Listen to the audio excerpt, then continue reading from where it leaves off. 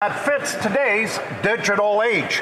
Unfortunately, Liberal Bill C-11 is another in a long line of bad Liberal bills. C-11 creates more red tape for businesses and creators, puts more control in the hands of the incompetent CRTC, and opens up a Pandora's box of internet regulation. If passed, C-11 could give the government the power to decide what Canadians can and cannot post on their social media profiles.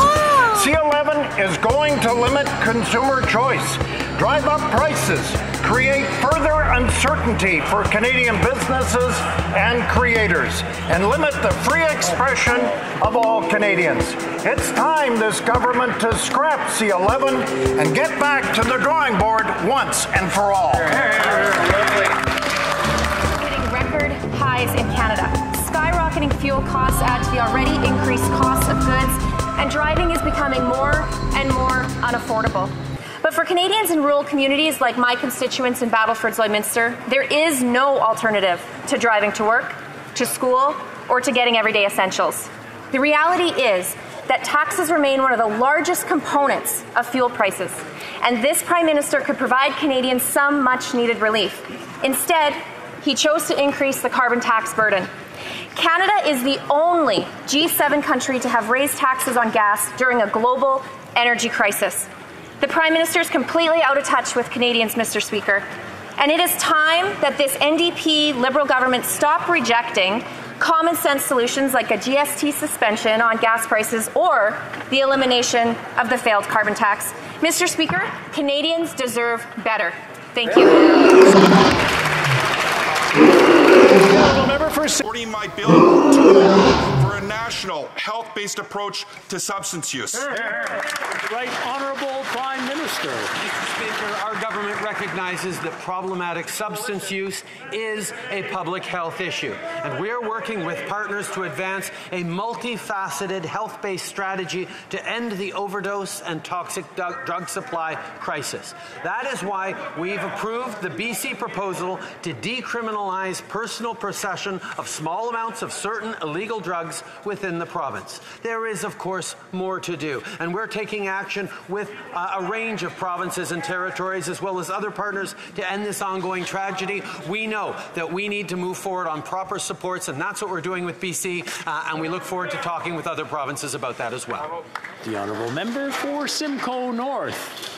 Mr. Speaker, when the government is asked about inflation and the cost of living, it continually downplays the real struggle of Canadians that they face while referring to the strength of the economy. But now reports confirm what Canadians are feeling. In March, the economy grew by just 0.7%. In April, the economy nearly stalled, and inflation is at 30-year highs. Mr. Speaker, so what does the Minister of Finance have to say to the Canadians that are struggling with inflation and now facing a slowing economy? Is relief on the way? Minister. Mr. Speaker, I have to urge a little bit of economic literacy on the members opposite. The reality is, in data released today, the Canadian economy grew by 3.1% on an annualized basis in the first quarter of this year. Mr. Speaker, that is the highest growth rate in the G7, a very impressive performance. And I want to thank Canadians for their hard work that leads to that strength of our economy. The Honourable Member for Abbotsford. Well, has the minister seen the price of gasoline lately? Well, of course not. She's got a chauffeur. But in Vancouver, it's as high as $2.35 per litre. A huge chunk of that cost is GST and the carbon tax. In fact, it's a tax on a tax. Conservatives have asked the Prime Minister to suspend GST on gasoline purchases. He refused. The only winner is this Liberal government, which is raking in billions in extra taxes, but is refusing to share that windfall with Canadian families.